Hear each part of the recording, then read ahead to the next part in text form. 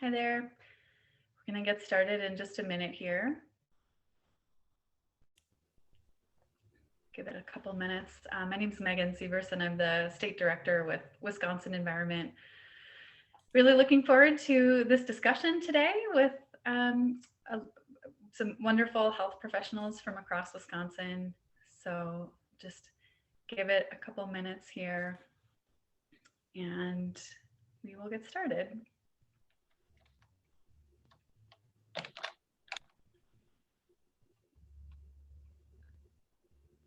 All right.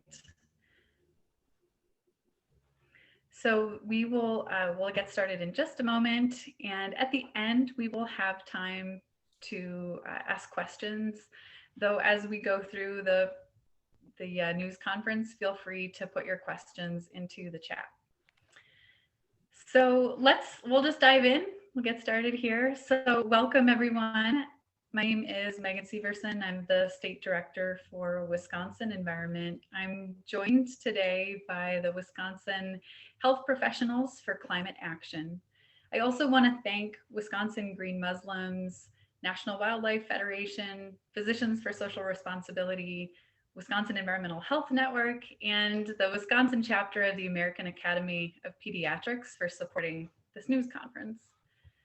So today we are gathering to discuss the local health impacts from climate change and how decision makers at the national level, including President Biden, play an important role in protecting the well-being of Wisconsin's communities. I'm going to start with some brief remarks outlining the timely climate-related efforts being considered at the national level right now. And then after that, I'm going to turn it over to our speakers to hear more about their important work and why they are calling for action to tackle climate change. Like I said, we're going to have time for questions at the end, but until then, you are welcome to drop your questions into the chat as we go. So, as we know, climate change has profound impacts, and particularly on our health. This includes exacerbating air pollution and increasing the growth of mold in our homes and businesses, and a myriad of other impacts that our speakers today will discuss. In addition to bold efforts being pursued in Wisconsin, including the governor's task force on climate change, we know right now that local and state governments are struggling with COVID-19 related budget challenges. And this is really why the current national debates on both climate action as well as infrastructure spending are particularly relevant for Wisconsin communities right now. So this year, leaders in Washington, D.C. have begun taking significant steps that not only bring climate to the forefront, but also invest in local solutions to protect public health. Let me just run through a few of the top line things that we see as happening on the national stage that are really relevant for Wisconsin's communities. One, the U.S. rejoined the Paris Climate Accord. Two, the Environmental Protection Agency relaunched its climate science and policy website. President Biden's infrastructure plan, which was announced at the end of March, focuses on infrastructure investments on key measures to improve public health and the environment, with things including expanding electric transportation, removing lead from drinking water, and strengthening our electric grid. And then just last Friday, President Biden released his budget for state agencies, which made a big statement about his priorities. This budget increased investments in climate action by $14 billion across our national government. A few things I think that are noteworthy in that budget proposal. One, it restores the EPA to its full capacity. This would allow the agency to fulfill its mission to protect our public health and environment and hold corporate polluters accountable. It includes investments in climate mitigation measures and clean energy opportunities through a $550 million increase in the Department of Interior's budget. It also furthers our national 100% clean energy goals via a $46.1 billion investment allocated to the Department of Energy. And then the other noteworthy thing about the budget related to climate is that it earmarks $25.6 billion at the Department of Transportation to help America quickly transition to clean electric transportation. So, how does all of this affect Wisconsinites? We know that outdated infrastructure needs repair, revamping, or replacement, and that these things have an impact on our daily lives. So much of the United States infrastructure was built in the 19th and 20th centuries with a lack of knowledge, really, on how they impact public health and the environment. So thankfully, national investments like electric school buses, public transportation, access to clean energy will make our air and water cleaner and reduce global warming emissions. Much more to say, but I would like to turn it over to our panelists.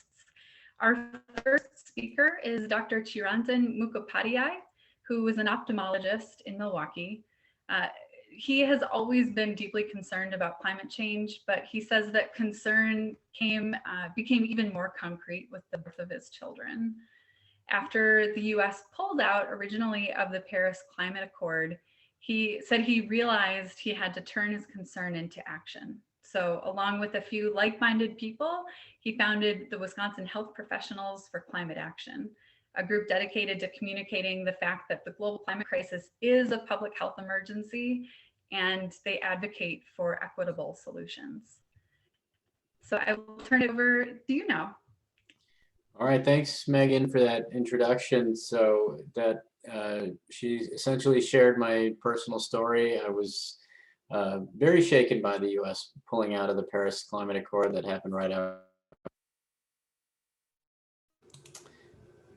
There we go. And I found out that there was a lot of folks in the healthcare industry that were similarly concerned about the impact of climate and health. And along with those folks, we founded this group. And as she said, we're dedicated to communicating this message about the impact of on climate and health.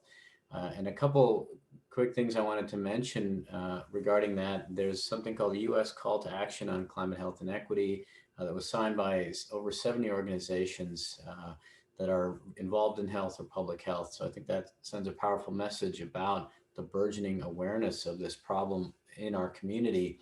And that's something I'm very passionate about, is spreading that awareness, because even folks that are in our field or are scientists, they don't often know the links between climate and health. It's one of those things that's a global problem that has local consequences. So whatever is happening around the world, we're going to feel the effects here. Just like with COVID-19, these things get out. I wanted to just share some brief points about my subspecialty, which is ophthalmology. That's a surgical subspecialty. And I'm ashamed to say that we're a little behind the times of our primary care colleagues in terms of realizing the impact of this problem on our patients.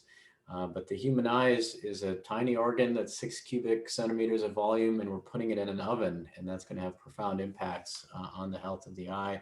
We're seeing parasitic infections where there shouldn't be. We're seeing extended allergy season, which is something I see anecdotally in my practice, as people being affected by environmental and seasonal allergies a lot more than they used to be. And that's just the tip of the iceberg. I'd like to share my screen and show you something about a better way to go about things. I think we can learn from our partners around the world, specifically related to cataract surgery. That's our main tool in our toolbox as ophthalmologists. That's our bread and butter. And I want to show you about a way to do that better. It looks like I'm not able to share my screen. So Susanna, if you could pull up that slide, I can just go over this with everybody. So this slide shows the different environmental impact of cataract surgery in India versus in the US and the UK. So on the left, you're looking at the carbon use in kilometers driven for every cataract surgery. So in India, every cataract surgery emits the equivalent of driving a car 25 kilometers. whereas in the UK, that number is 500 kilometers. So tremendous potential for savings there. The graph on the right shows the amount of medical waste generated by single cataract surgery. So in India, that's the green bar. They generate about 0.5 kilogram of medical waste. Most of that is recyclable. In the US, it's 2.25 kilograms, most of which goes right into medical waste. So you can see the sources at the bottom there, but that just kind of gives you a sense of how much potential there is for savings. And the outcomes are no better in the US than in India. And the safety is just the same. So that really puts the lie to the fact that, you know, you need to generate all this waste in order to have safe and effective surgery. It's simply not true. So that's, you know, one area I see a lot of potential is getting my surgical colleagues involved in this, this fight. Thank you. Great. Thank you so much. So our second speaker is Rosa Maria Martinez. Rosa Maria is the Vice President of Community Health Initiatives for the 16th Street Community Health Centers in Milwaukee. As Vice President, she provides strategic oversight, direction, and ongoing support to all divisions, including environmental health and community wellness, HIV, Parenting Resource Center, Social Services, AmeriCorps, and WIC. Rosa Maria currently serves as treasurer and executive member of the board of directors for Harbor District. She grew up in the area, also served by SSCHC, and is passionate about improving the quality of life in the community. I'll turn it over to you, Rosa Maria. Thank you. Let me share my screen. I'll start from the beginning. I hope, nope, looks like it's not going to. You should be able to now. Okay. Perfect. All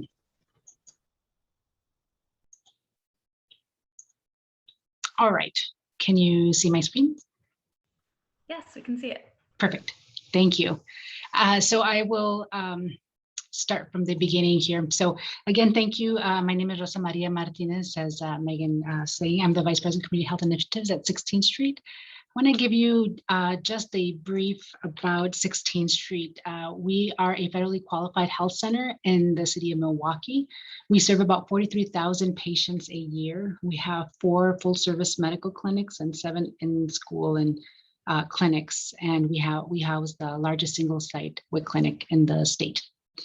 And the majority of our patients are Latino. That's the community that we serve, is primarily Latino and low income. We don't turn anybody away for the inability to pay. This is a model that I wanted to share a little bit to demonstrate. You might think about why community health center and why health and environment. This is a model that is a model of community health from, from the county health rankings model. It emphasizes the many factors that influence how long and how well we live. And I just want to point out one thing. So many times we think about this clinical care or visiting the doctor as being what's related to our health, but really there are so many other factors. And although this is a model, and so it spells it out nicely for those of us who like visuals, however, they're not silos. None of these are in silos. In fact, they work together. But you can see the many factors that affect our quality and quantity of life.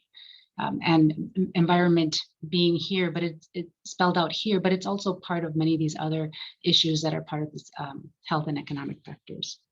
There are many models. This is just one. So, but the various factors are important.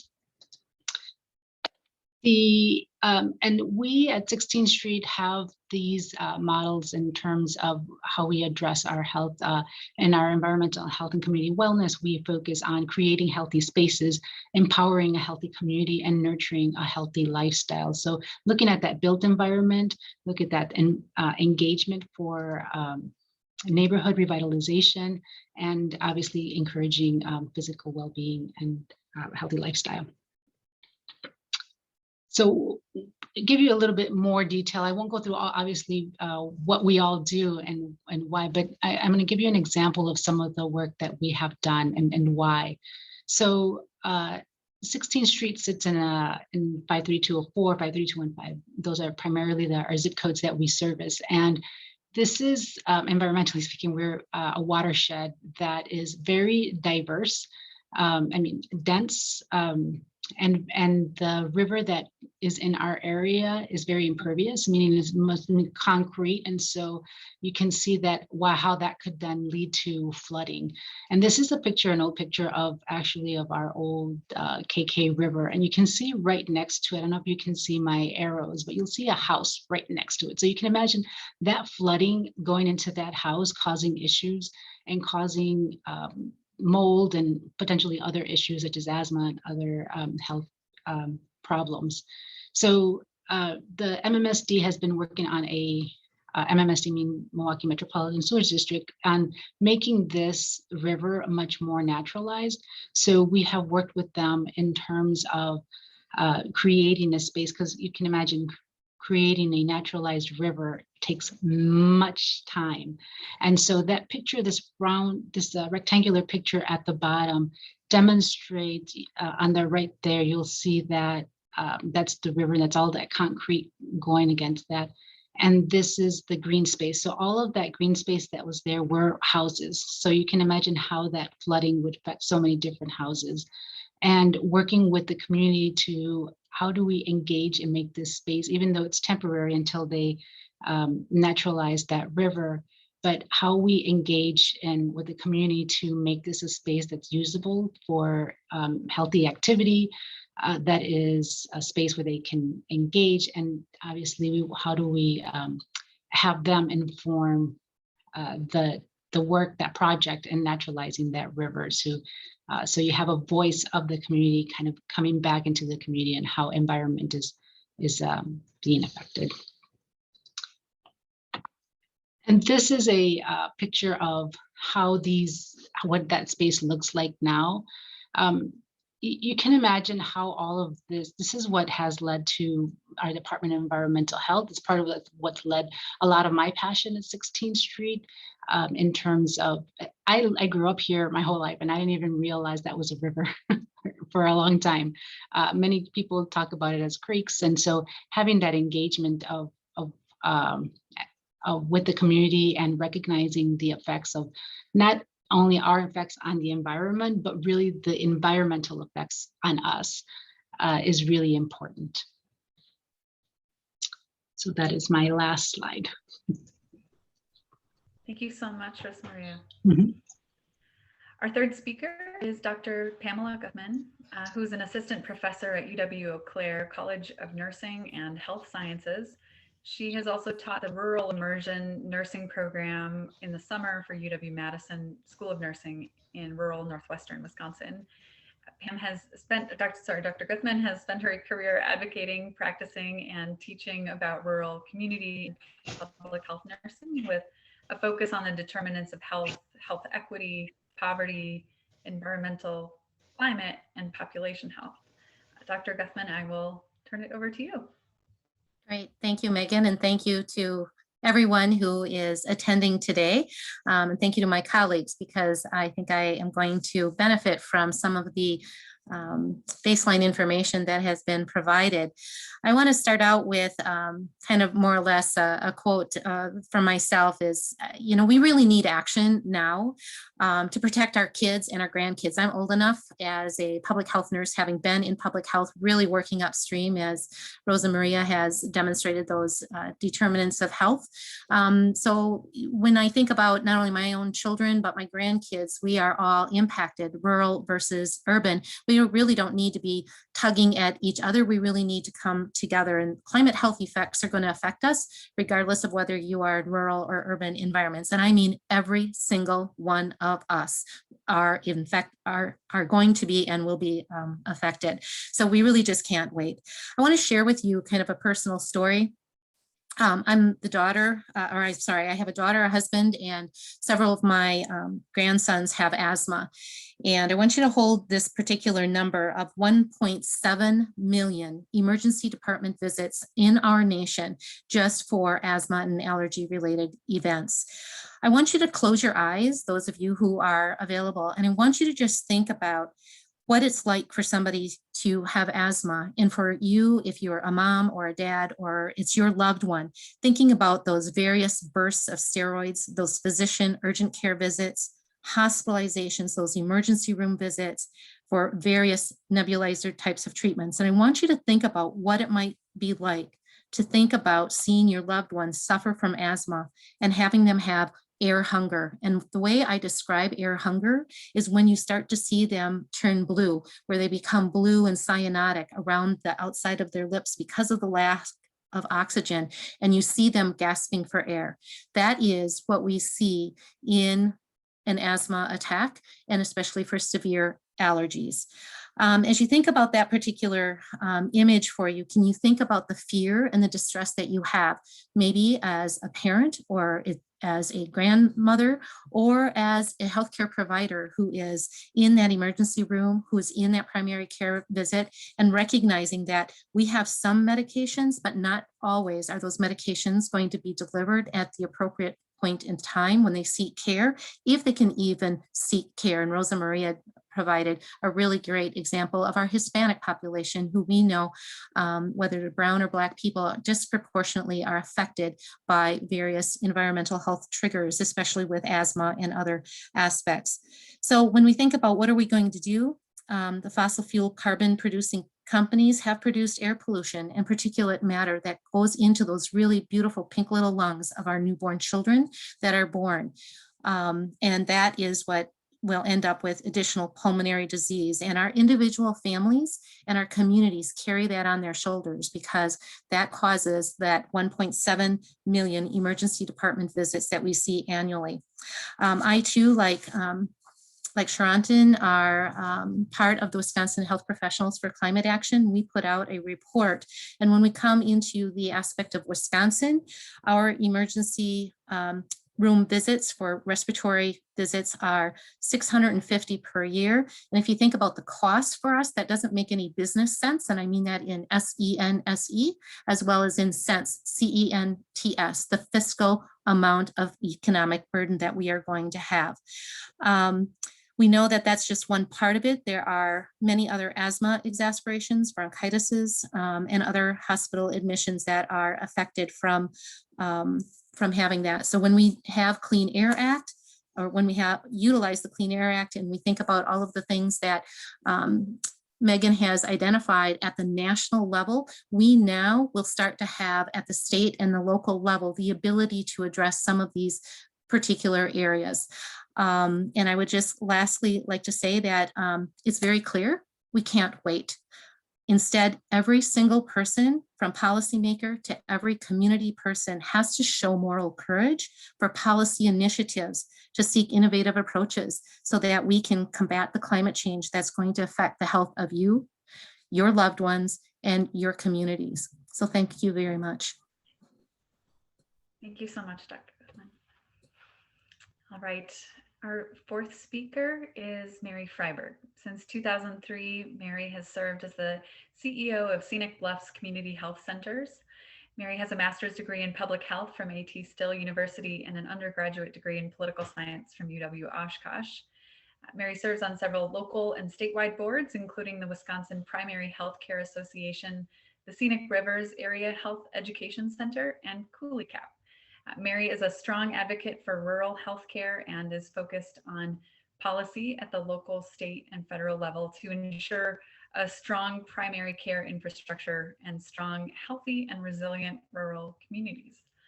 Mary, take it away. All right, thanks, Megan. So much of what has been said today are things that I wanted to echo, but I do want to talk a little bit about rural health and how rural healthcare providers start to fit into this mix.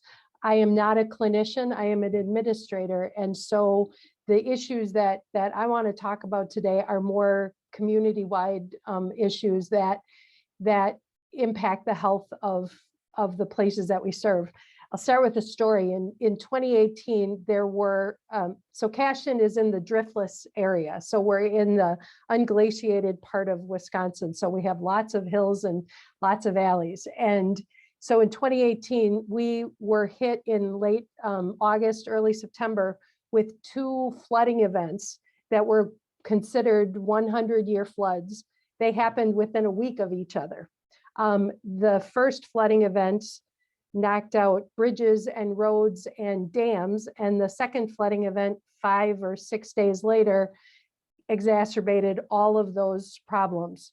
We found ourselves in Cashton at the health center setting up an emergency evacuation shelter. And Cashton was not flooded. We sit on the top of the hill, but every community in the valley was decimated by this flooding. And so that was a bit of a wake-up call to us as a rural healthcare provider about the impacts of climate change, the impacts of flood events, the impacts of too much rain. And that was something that really sort of woke us up to the fact that there is work to be done on a community level, even if you are sitting on top of a hill and don't expect anything to happen.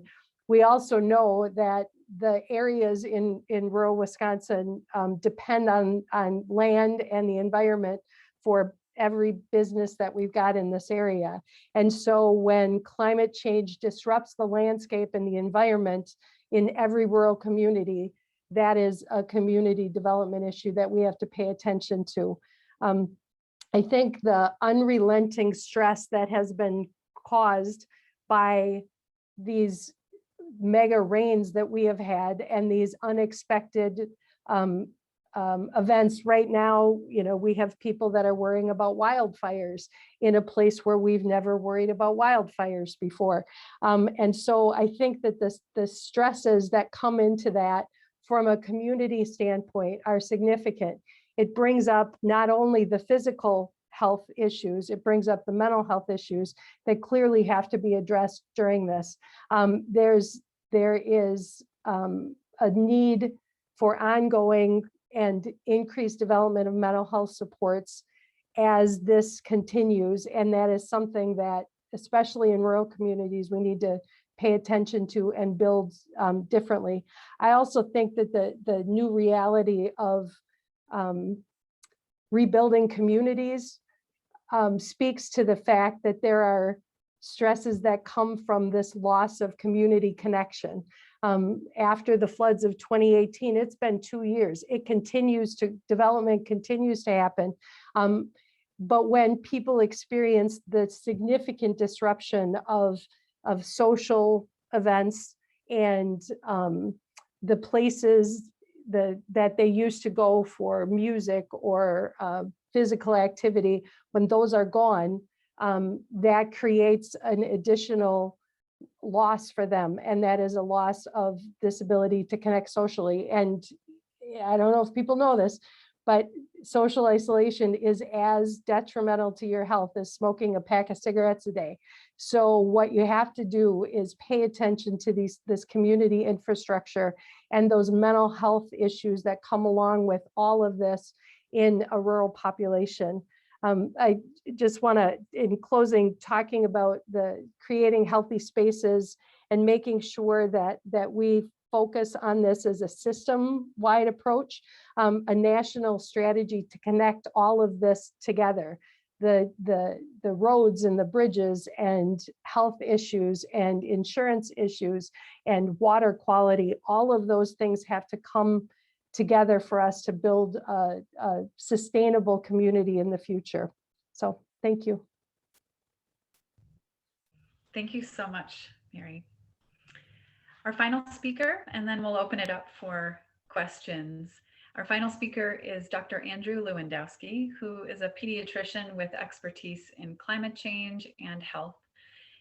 Dr. Lewandowski holds several leadership roles in climate justice organizations, including the Wisconsin chapter of the American Academy of Pediatrics, Wisconsin Environmental Health Network, and Wisconsin Health Professionals for Climate Action. He recently served as a resource to Wisconsin Governor's Task Force on Climate Change, contributing recommendations to the Healthy Communities Strong Economy Subcommittee. In his clinic, Dr. Lewandowski sees children who are harmed by climate change, and he counsels families about how climate change solutions are health solutions. So Andrew, take it away. Great, thank you everybody. I want to thank I want to thank the organizers for having me today. And I also want to thank all of the members of the press who are present today and coming out, because this is really such an important topic to spread. And if there is one take-home point that I want every person to go home with as far as this press conference goes, it's that there is a human face to climate change. And I may be a little bit biased as a pediatrician, but if that person had to, if that face had to be one person, then I think it should be a child. And I talk to people about climate change in health and clinic on a regular basis. And I understand why people don't always understand that climate change is affecting their health. And it's because climate change is not a disease, but instead it's an environmental crisis that is amplifying and accelerating existing human disease. And so, for example, last week I saw in my clinic, there was a baby who was born about 4 months premature. And had all sorts of complications related to that. They actually had a twin who didn't make it, unfortunately. And they spent 3 months in the neonatal intensive care unit before coming home, and still required oxygen in order to be in the comfort of their own home. And so when I think about that family, you think, oh, well, you know, there's no lab test that I'm going to do that's going to show that climate change is in that child, or no chest x-ray that's going to prove climate change. But what we know from our population health studies is that air pollution and extreme heat, for example, increase preterm birth, they increase stillbirth, they increase low birth weight infants. And so when I'm thinking about the physical cost of the infant, the emotional cost of that whole family, the monetary cost to both the family, but then also the taxpayers or the payers into that insurance company, all of those things that are getting worse as a result of climate change. And so when you think about all of the pregnant women that you know in your life, knowing that as a result of climate change, that the pregnant women in your family, or the pregnant women who are your neighbors, the people who are in your community, that in 2021, they are more likely to experience a health outcome for themselves or for their babies than they would have been, you know, decades ago. Or thinking to your children and your grandchildren, thinking about the fact that years down the line, they are going to be more likely to experience these health effects as a result of climate change. That really raises red flags that hopefully all of us are thinking about. And it's not just preterm birth, you know, that I would see in my clinic.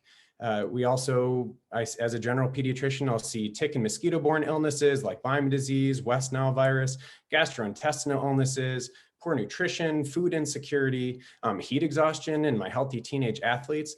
There are so many ways that I can see climate change within my clinic without necessarily having that climate change lab test.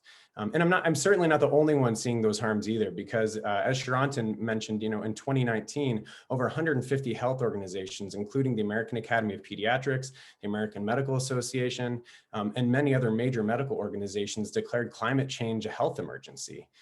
Air pollution alone caused over 68,000 premature deaths in the United States in 2018. And we know that worsening air quality is only 1 out of 9 ways that climate change is hurting people, disproportionately hurting children because their bodies are more susceptible to climate change health hazards, but also children are hopefully going to live longer than the rest of us as adults. So they will be experiencing a worsening climate for a longer period of time.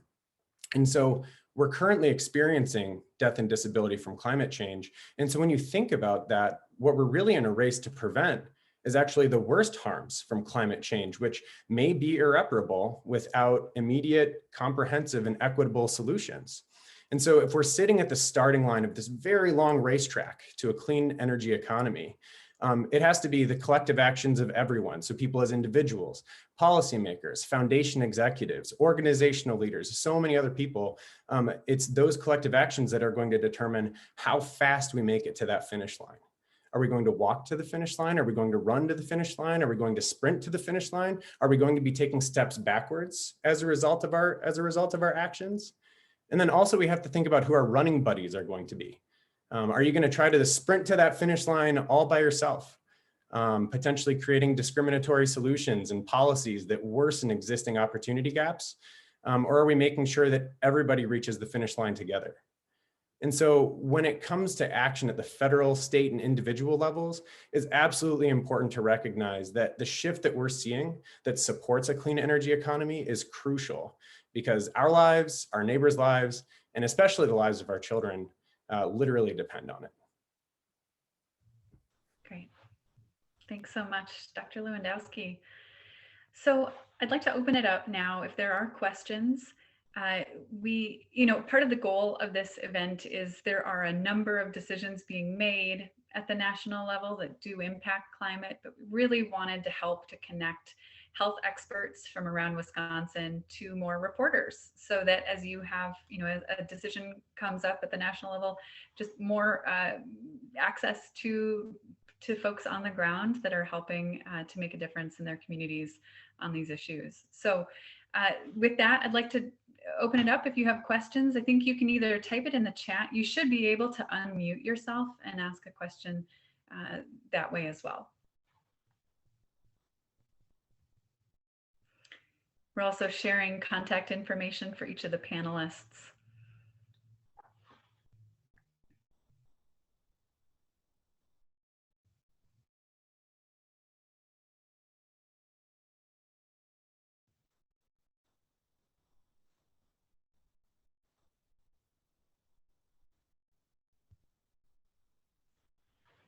Okay.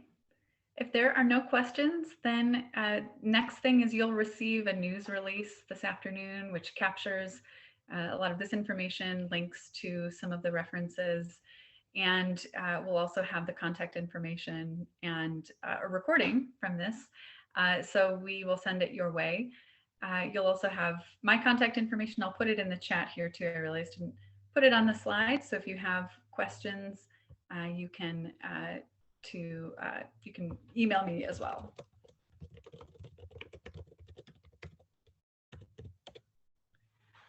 Okay, great. Well, thank you so much to our panelists. Really appreciate you taking the time to educate the media in Wisconsin, and thank you for your ongoing advocacy to protect public health and to tackle climate change. Thank you also to the supporters for this event. Thank you. Thank you. So much. Bye. Bye-bye. Thanks, everyone.